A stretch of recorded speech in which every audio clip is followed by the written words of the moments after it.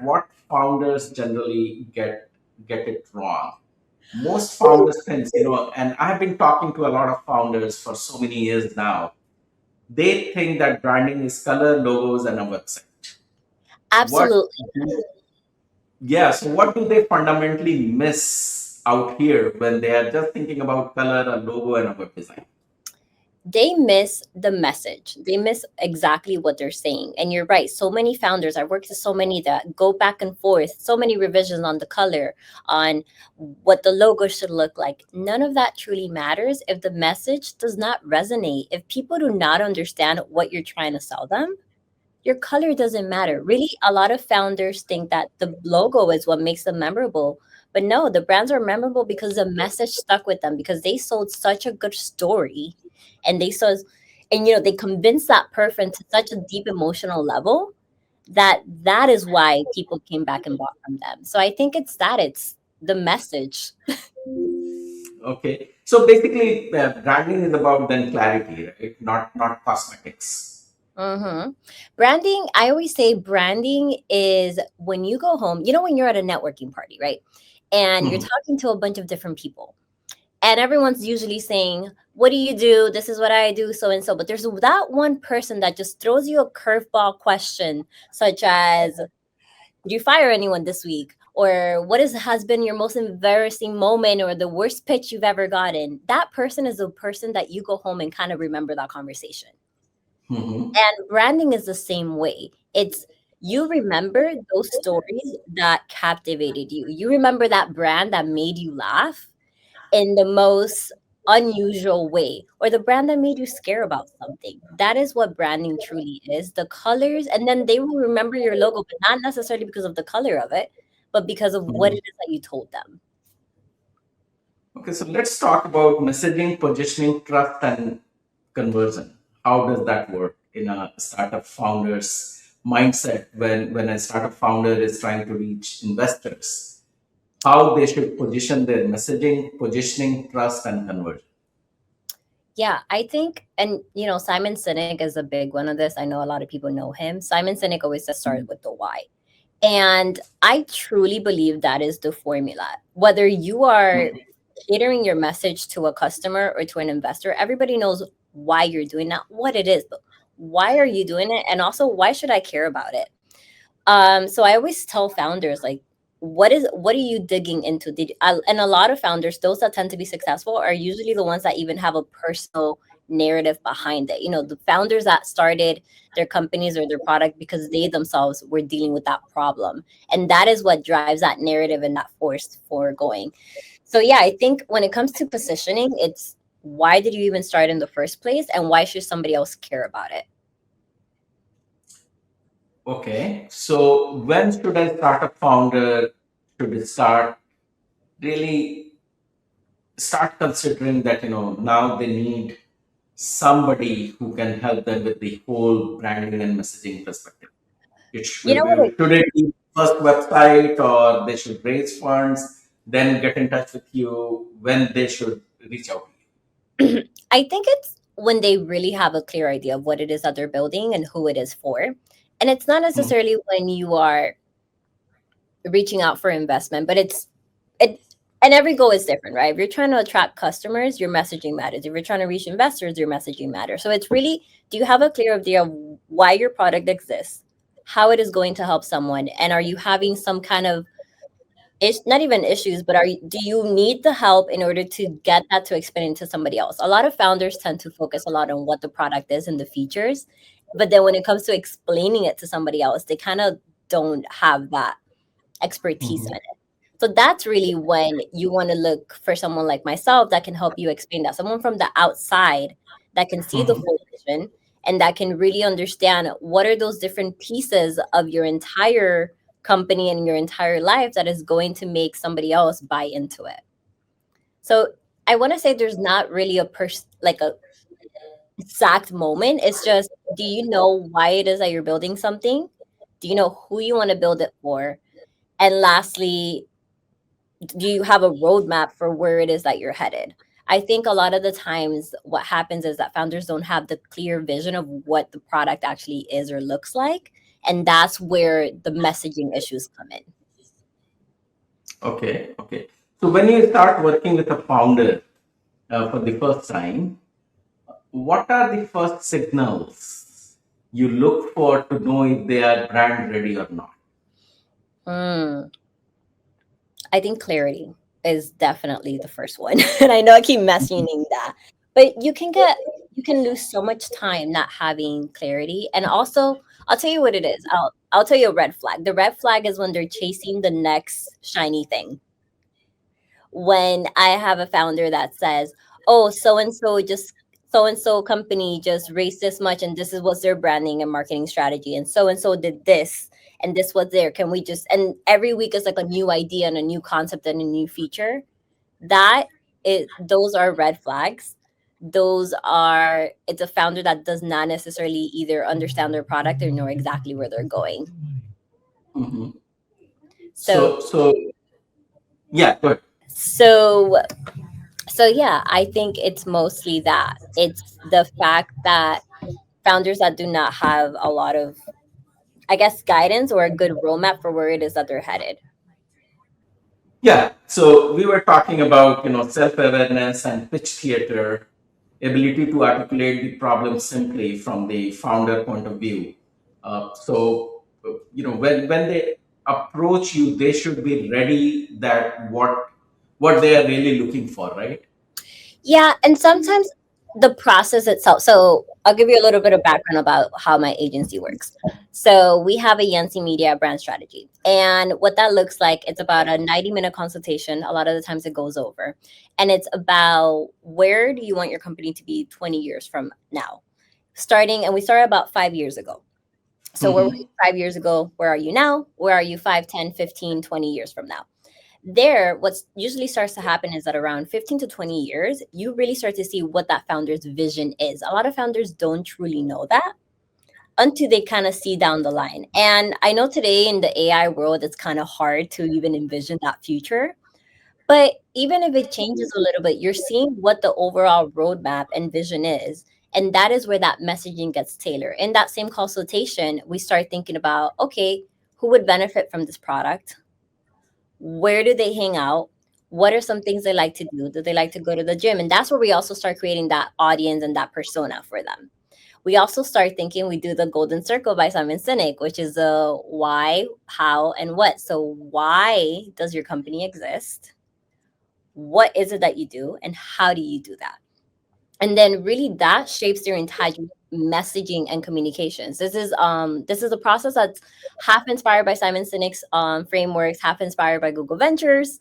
But that's really how I get a founder to really see the clear vision. So a lot of the times it's not that they need to come in with clarity, because we help find that along the way, but it's really having that time to sit down and think about what is this product going to do down the road for yourself and for the world. Hmm. Okay, great, great.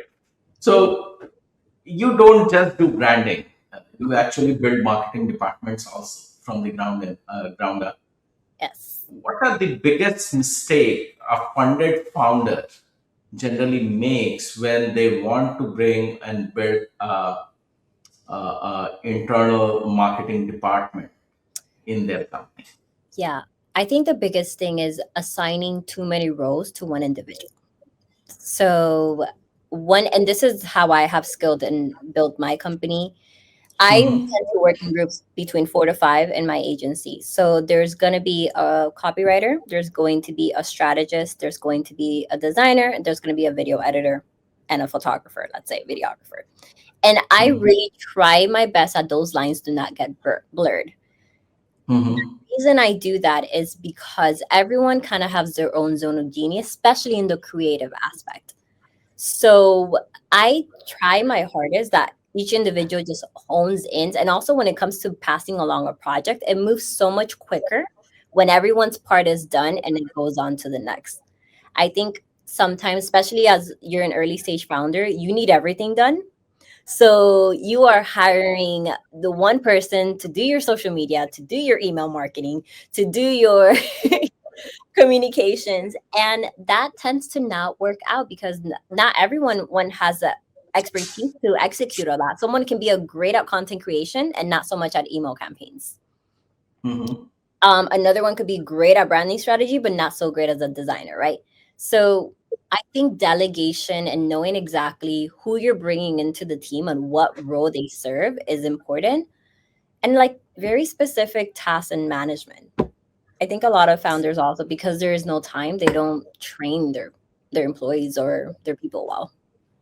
So, so what type of company, what type of startup founder should may even think of having their internal team? It looks very complex to me that, how many roles do they need to hire for, how to find those type of talent, and how to manage them. The founder might not be the right fit I to do think, all those jobs. yeah, I'll be honest, I think 4 to 5, a good marketing team can be done with 4 to 5 people. And that's not including a salesperson, let's say. But and the reason, and it comes into how much work do you actually want to be executed, right? With a team to 4 to 5 and good systems in place, you can do ongoing marketing on a month-to-month basis with your agency without your team being overworked, plus probably even run some events. uh I think a 4 to 5 is a good spot, and it's again knowing what it is that it is your niche. A lot of companies might not need consistent email marketing. So maybe that's a person that you don't need to hire, but you really get lots of your sales and attention from social media. Maybe you want to have a strategist and maybe 1 to 2 video editors that can just be pumping out videos constantly. Yeah, so I think it depends where the goals are, but I would say, a good enough agents, and I'm thinking bigger companies, right? Like earlier on, maybe 1 to 2 people on your team, really good executors can make it happen. If you want to move Mhm. fast and you want to do a great job, I would say 4. Perfect. So if we're focusing on founders, and I'm going to assume that maybe you either have done very little marketing or you're just starting off, I would say the Yeah. first thing is focus on what channel are these founders on. They're either probably going to be on LinkedIn, very likely, and I would say Instagram as well. Mhm. So let's say I would focus on that one niche. With LinkedIn, you will tend to have more, I want to say more of like the in message spamming. And if you're running it from the company's website, it is harder to get more visibility. With Instagram, you can probably scale faster. And there are a lot of founders on Instagram. So let's say we choose Instagram right now. What's Mhm. happening across all platforms is that there is a scarcity of attention. What does that mean? Everyone's fighting in order to get the viewer's attention. Right. So you have to play this game of quantity and quality at the same time. So you don't want to be posting 5 videos a day and they're just meh.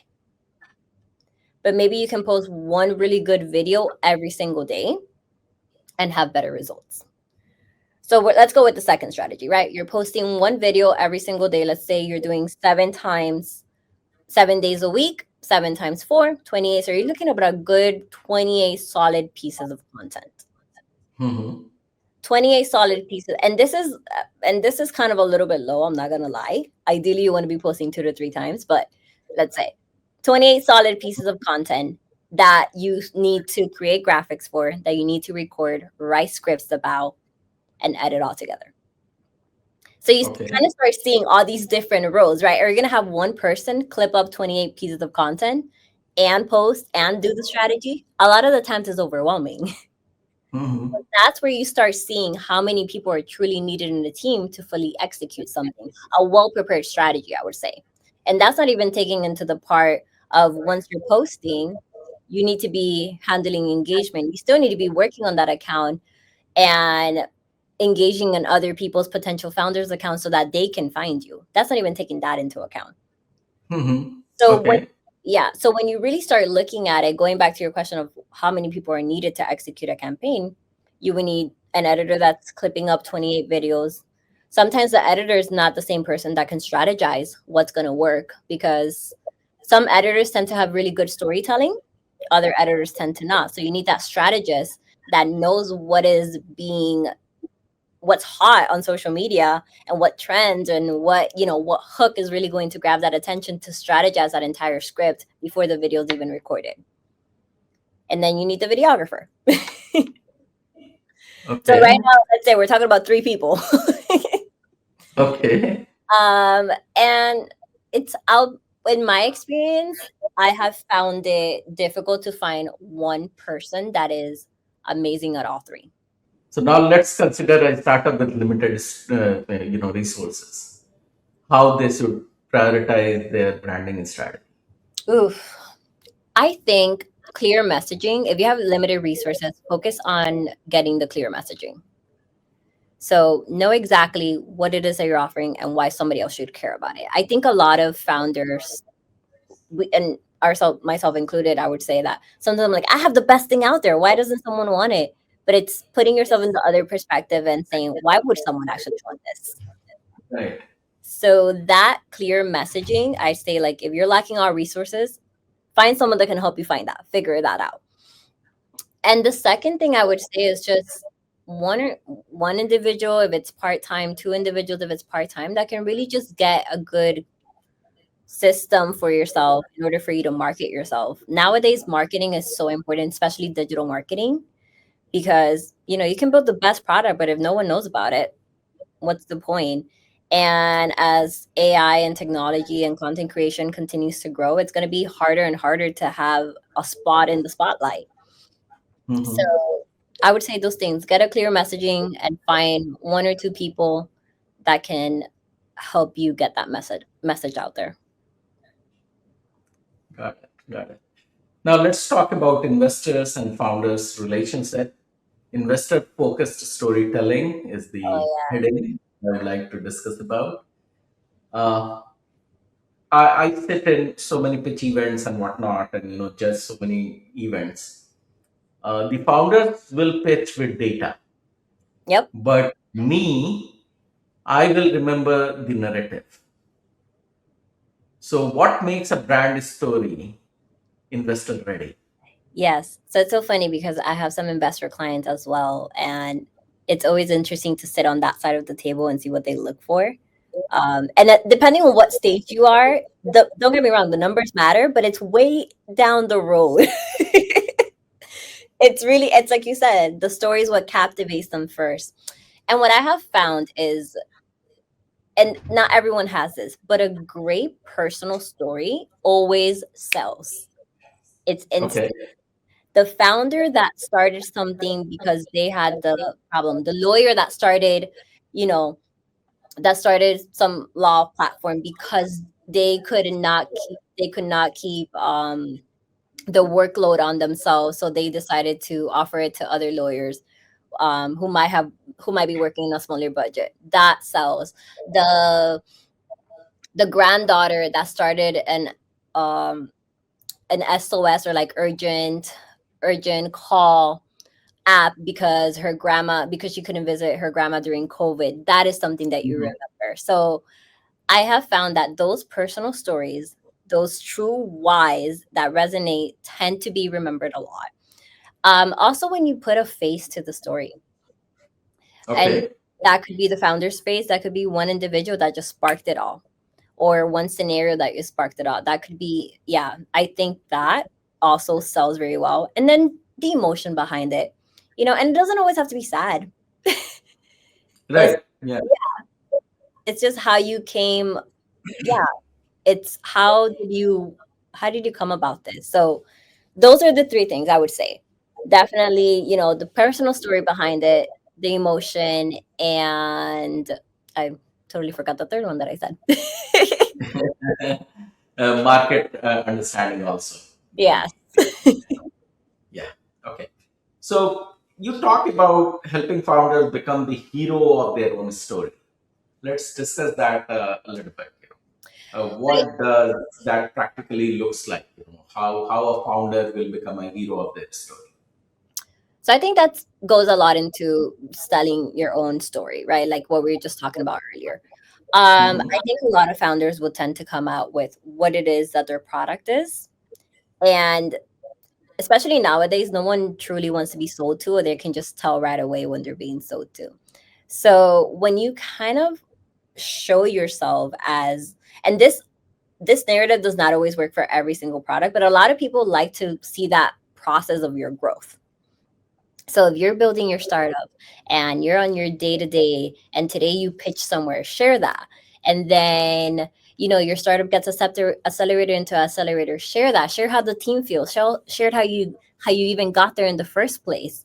And not so much like this is our product, buy it, but this is how I'm building and growing this company. There's a lot nowadays, I think, and there's people have their own opinion on this. I think they say like, build in silence or build in public versus build in silence.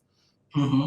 I think for certain products it truly helps to build in public, and for other products it hinders you, you know Yeah. and you have to know your niche and your audience in order to know which way it would go. But a lot of the times building in public tends to have more benefit than building in silence, unless you're dealing with, like, I don't know, crazy government contracts. You probably don't want to be building in public about that. Right. But other times, yeah, it's sharing more than just this is my product, but this is my journey. And there's some founders that do it very well and very transparently, and those are the ones that that the investors also remember, because they're like, oh, weren't you, I saw that you did this and then you went over there. Oh, how did you solve this problem when you didn't have enough team to execute it? That, people remember that. People love a good story. People love to be entertained. That's why we're on social media. We go on social media to be entertained, whether you Right. think of it or not. So if you can find a way to entertain others while still sharing your craft, that's your golden ticket. Great. Great. Let's talk about your VC customers. You work with VC firms. What are the things that the VC often underestimates about their own brand? And how do you set the narrative? How do you go and deal with them and help them in getting more LPs, deal flow, depending upon their positioning, and thought leadership that will ultimately build the trust Mhm. in the startup ecosystem about that VC? So, how do you help them? Yeah, I think VCs are always interesting to work with, because they don't care about being flashy, at least the ones that I've worked with. And there's a fine line between looking flashy and just also successful. Sometimes if you overdo it with the communication and with the we did this, we did that, then it's kind of, I've learned that it's frowned upon within the VC world. I think A16Z is the only one that can do that successfully, and no one blinks an eye. but other firms will tend to, you have to play that fine line of, we are successful, we are we are making deals, we are making the right investments without seeming needy, or I guess extravagant is what I would say. Right. So the way that there's different strategies that I've worked on. So a lot of the times, if a VC is being a judge somewhere, if they are attending certain events, that is something that we will market, right? We would say so and so will be at this event. And that just does two things. It shows other VCs, other LP potential investors, hey, there's movement here. And Hmm. it also creates a good founder credibility of like, hey, so and so VC, is out and about and willing to talk and help. So it kind of balances both ends. Then there's also the side of, when you're, to your question about how do they attract other LPs, let's say, or something, that's a Yeah. little more internal. We tend to do a lot of research, a lot of databases as to where these people might be, what conferences they might attend, what do they invest in, and then we'll craft posts that will catch their attentions, tagging certain companies as well that we know, they either work for. And if you wanted to take a step further, we would tend to run ads as well on LinkedIn Okay. to certain individuals that we know want to get would be interested in whatever that thesis is. And to take it one step further, another thing that we do is showcase, obvious, and I think this one's like a basic one. Just showcase our founders wins. So Right. Right. when you merger, if there's, if someone just acquire their next raise or X amount of clients, we will share that and saying, so happy to have invested, looking for the continuous growth. So that I think it's a good just way to show the credibility of the firm without being too flashy. Right. Right. Let's see, give me one or two branding shift that you feel a VC should make, but they rarely do it. Oh my gosh. I'm gonna get so much backlash for this. So I think this what you're doing. It's every time I have such a hard. There's only one VC that has been truly like, yes, let's do a podcast. All of my other VCs are like, absolutely not. They will go on them. They will not get on a camera and offer founder advice. So Mhm. I think that this that you're doing where you're getting on podcasts and interviewing, I would put it honestly, I would take it a step further and like have yourself be interviewed and or have yourself sharing some founder tips. Mhm. I think that's the one idea that not a lot of VCs or at least the ones that I've worked with tend to go for. They think I'm crazy. So I try not to push the needle too much on that. But I think, yeah, I think there's so much knowledge that founders want to know that I'm constantly get founders like, what do VCs want? What do they think? What do they like? And there's kind of like this wall of that knowledge. It's being gate kept to some extent. And I think that those that are able to share their knowledge and expertise, I mean, so many other people do it, right? So many other, like, look at Mark Cuban. He kind of has done his own thing. What's Mr. Wonderful? He goes on. Wonderful. Yeah. So it's not that people that have already made it aren't doing it. So, but I think that's the one thing that I wish I could get more VCs to do, to just kind of share their expertise more open and open up. Maybe we'll have better deal flow. Yeah, and then LP attraction also, because if a VC is out and about, then Hmm. I think that will certainly attract more LPs to their company. Yeah, I think, and also like I don't know, maybe you won't sit through as many bad pitches. Maybe you share a couple tips here and there. Yeah, yeah, yeah. But yeah, but I've always noticed that it's a very difficult change or topic, or just a difficult change to make, because it's not what's common in the world, in the VC world. Right, right. Yeah. Okay, let's talk about. You have been in the industry for so long, and you are helping founders, you are helping VCs, you work with angel groups also. You are in the startup ecosystem. Uh, Three signs a founder has a strong brand. Say that one more time. Give me three or four signs which tells you that the founder has a strong brand. Oof. If I can read something or go on your website or go on your social media and know exactly what it is that you're doing, I think has a strong brand. So first of all, if I can see a video and I'm like, okay, I know exactly what they're doing, I need this or don't need this, that's good. I think also when the looks wise is consistent. So if I'm scrolling through your social media and you have a pink graphic today and a purple one tomorrow and a green one the next day, that is inconsistency. So that Okay. tells me they're still trying to find out what works. Hmm. And let me see if I can think of a third one.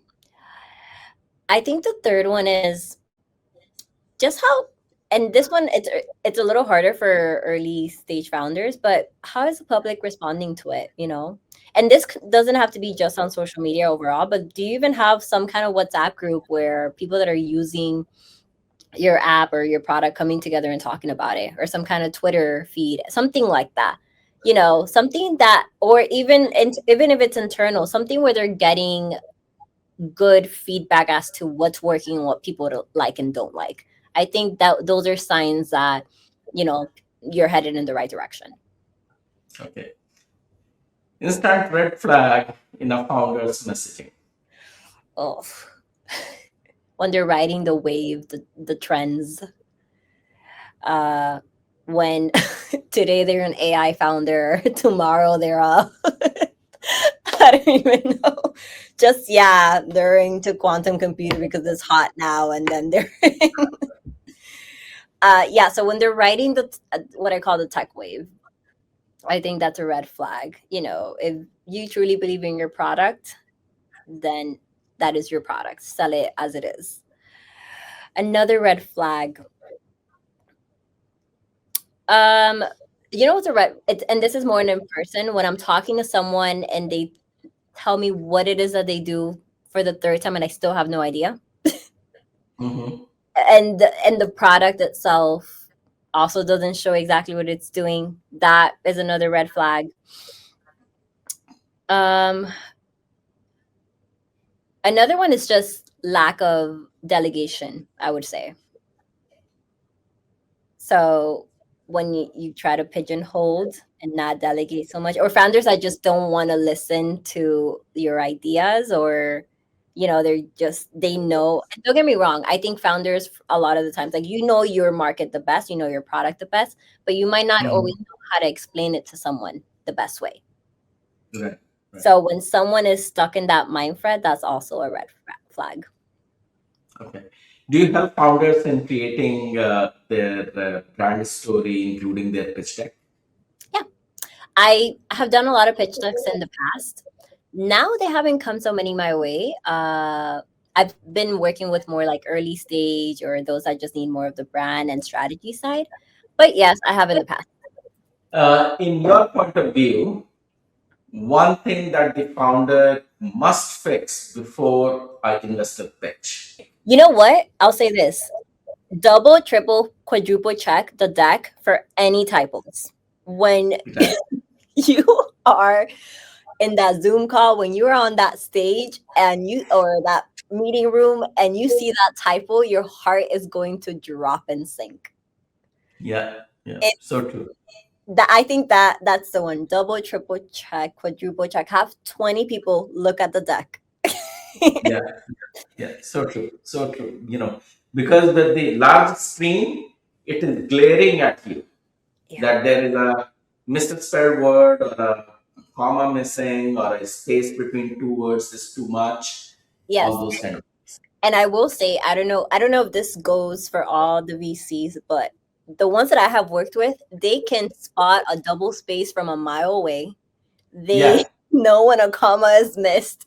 And from my own personal experience working with them, I'll write a post or something and they're like, there's a double space missing, and it just gets at me. And this is just a social media post. so Yeah. so I can just imagine when they see an error on a pitch deck. So Mhm. Mhm. yeah, you guys are it's an interesting brain, I want to say, because the the eye for detail is to a completely different level than what I have experienced and work with other individuals. So Right. Right. yeah. Yeah. You are a branding expert. One myth that you want to change about branding. One myth I want to change. Oh my gosh, it's what you say. it's it's that. It's what you say. Branding is, yes, the logos are important, but it's really what you say, how you make people feel. And there's so many layers to that. But I think that's the Hmm. myth. It's not so much, it's the message. It's the message. Right. Right. Right. And I think also many people think that reaching out to an agency like you is very, very expensive. They can't afford it. So we should be even thinking in that area. Yes. I think there is a lot of, because the news outlet and all, they'll say that, hey, this Super Bowl, break ad is costing them. So that gives you, oh my God, how can I afford something like that? But, as some of the numbers that you gave me Mm-hmm. is livable. Yeah, I agree. And I would say this is more of a tip. I think know which marketer or branding you need. Not everyone does the same thing. There are people that build CRMs and SEO, and that's a different kind of marketer from the person that builds creative. And there's the growth marketer. So know which kind of marketer it is that you need, Right, or right. ask. Yeah. Yeah, or ask, reach out to somebody and then, ask, reach out to you. Mhm. Advice for founders who need traction fast. Advice for founders who need focus on one channel, get your message right, and then focus on one channel. Give it, I say 90 days, really. 90 days. Try, focus on, let's say, 4 to 5 different pillars, ways that you want to market, and just Uh-huh. start marketing under those same pillars and track it all. See what's working, what's gathering engagement, what is not gathering engagement. After that, analyze for your next strategy if you're starting off. But definitely just focus on one specific channel where you think most of your audiences are and go crazy on there. Mhm, mhm. Yeah. Okay, that is a good one because if you can't afford to hire a whole team, just focus on one channel and master that before venturing out into the other. Mm-hmm. Yeah, yeah, yeah. One last question, if you are starting Yancy Media today, what would you do different that you didn't do when you started? I would delegate so much faster. Oh gosh, that was, I want to say, probably something that held me back the most. Delegation. I was so scared of just hiring a person or just passing it over and Hmm. saying like this person's gonna handle it. And a lot of it was a little bit of being scared of fear, but it was also me just not knowing how to do that, how to create a system for the next person to come along and build it. So yes, if I would start it all over again, I would delegate from day one. How can people reach out to you? So I'm pretty accessible on Instagram and Twitter. I'm known as Anna the Marketer, Anna with one N. Very simple. LinkedIn, it's Anayansy Hernandez. And my email, it's anayansy@yancymedia.com.